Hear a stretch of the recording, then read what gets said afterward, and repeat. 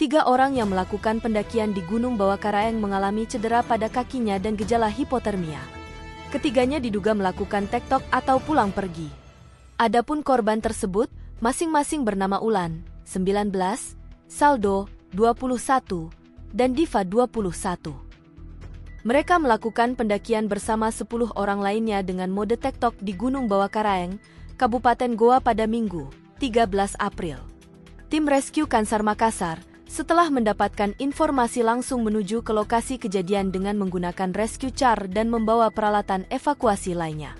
Tim Rescue Kansar Makassar tiba di Gunung Bawakaraeng dan selanjutnya tim SAR gabungan bergerak ke Pos 8 untuk melakukan evakuasi terhadap korban, kata Kepala Seksi Operasi dan Siaga Kantor Pencarian dan Pertolongan Kelas A Makassar, Andi Sultan dalam keterangan tertulis, Minggu, 13 April.